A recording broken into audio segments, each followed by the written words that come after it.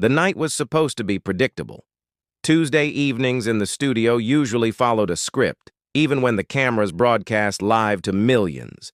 Guests came prepared with polished talking points. The host asked questions that looked sharp, but rarely cut too deep. And viewers at home watched with the same distracted attention they gave to background noise during dinner. But this night was different from the first second, though no one realized it until it was too late. The red studio light blinked awake at exactly 8:05, signaling to the entire panel that every word, every twitch, every glance now belonged to the American public. At first, nothing seemed unusual. The set glowed with that almost artificial brightness only stage lights can create. White, clean, so intense it erased wrinkles and flattened shadows. The glass desk reflected beams that shimmered like the surface of still water. The air smelled faintly of hairspray, powder, and the sterile chill of recycled air conditioning. Mark Hanley, the veteran host whose calm voice had been part of American households for decades, leaned forward into his microphone. His salt and pepper hair was perfectly combed, his tie a conservative shade of navy that reassured viewers without ever distracting from his words. He welcomed the audience, introduced the night's guests, and promised a discussion on transparency, leadership, and integrity in American politics. The camera panned across the lineup. Ivanka Trump, poised as always, sat with a practiced smile. She wore a crisp white blazer, the kind of outfit that seemed designed to project composure, wealth, and restraint all at once. Her posture was flawless, spine straight, shoulders set, back. Her hands folded lightly on the desk as though she could hold the entire conversation together by sheer elegance. Beside her sat Congresswoman Jasmine Crockett. Unlike Ivanka, Jasmine leaned forward slightly, her body language not aggressive but alert, as if she'd been waiting for this precise moment. She wore a deep blue suit, the kind that carried authority without ostentation. A pair of glasses rested on the table in front of her, though she didn't need them yet. Her eyes were sharp, focused, and unwavering, locked not on the cameras, but on Ivanka herself. At first, the conversation unfolded like any other political roundtable. Hanley asked questions about ethics in government, conflicts of interest, and the importance of transparency in public office. Ivanka answered smoothly, her voice carrying that careful blend of warmth and firmness she had perfected during years in the spotlight. She spoke of leadership, of sacrifice, of the lessons she had learned standing beside her father. Every sentence was measured, designed for sound bites, as if she were reading invisible cue cards no one else could see. The other panelists nodded, some agreeing, some offering gentle counterpoints, but none pushing too hard. That was the rhythm of television. Tension without chaos, drama without genuine risk. Or at least, that was what everyone thought. Until Jasmine Crockett reached under the desk.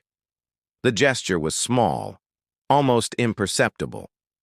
She slid a manila folder from her bag, her movements deliberate but unhurried, like someone setting a chess piece on the board. The cameras caught it. The audience saw it. And Ivanka noticed immediately. The folder was ordinary in appearance, tan, unmarked, the kind that could contain anything from grocery receipts to classified evidence. But in the electric charge of live television, it became something else entirely. A symbol, a threat, a revelation waiting to be unsealed. Jasmine didn't raise her voice. She didn't change her posture.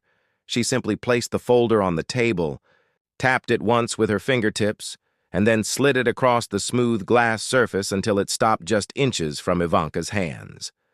The sound was almost nothing, a faint scrape of cardboard against glass, but in the silence that followed, it might as well have been thunder. The studio froze. The audience at home leaned closer to their screens. Even Hanley, a man who had navigated decades of breaking news, seemed momentarily at a loss. Ivanka glanced at the folder, then back at Jasmine. Her smile didn't falter immediately, but something shifted in her eyes. a flicker of uncertainty she couldn't mask quickly enough. The cameras, merciless as always, captured every detail. The slight tightening at the corner of her lips, the subtle strain in her jaw, the way her hands so perfectly, still just moments earlier, twitched before resettling on the desk. "What's this?" Ivanka asked finally, her voice still calm, though thinner now, stretched taut across the space between them. Jasmine adjusted her glasses before answering. "Documentation," she said simply. "Records, dates, transactions, proof." The word hung in the air like a spark looking for kindling. Proof of what? The audience at home demanded answers in their living rooms. Social media erupted in a frenzy of speculation, hashtags multiplying faster than producers in the control room could process. Hanley leaned forward, his journalistic instincts battling his obligation to keep the show under control. "Congresswoman Crockett, are you suggesting—" "I'm not suggesting," Jasmine interrupted, her voice steady but sharp, cutting through the studio like glass breaking. "I'm presenting." The silence that followed was not the polite pause of television. Decorum. It was heavy, real, suffocating. Viewers at home could feel it pressing through their screens. Ivanka finally touched the folder, her fingers resting lightly on the cardboard, as though it might burn her. She didn't open it. Not yet. Instead, she looked up, meeting Jasmine's gaze with a controlled expression that concealed more than it revealed. "This is highly irregular," she said, her tone cool, her smile returning like armor. "I don't know what you think you've brought here tonight, but theatrics don't change facts." Jasmine leaned forward slightly, not with aggression, but with certainty. "Facts are exactly what's in front of you." The control room panicked. Producers gestured frantically, switching camera angles, trying to contain the moment, but the cameras couldn't look away. Neither could the audience. Ivanka hesitated. For the first time in years of media appearances, her confidence wavered. She didn't open the folder, but she didn't push it away either. The hesitation itself became a spectacle, a story larger than any single page of paper could hold. And then Jasmine spoke again, softly this time, but with precision that carried farther than any shout. "You've spoken a lot tonight about transparency, integrity, accountability. Those words mean nothing if they aren't backed up by reality. So here it is. Reality."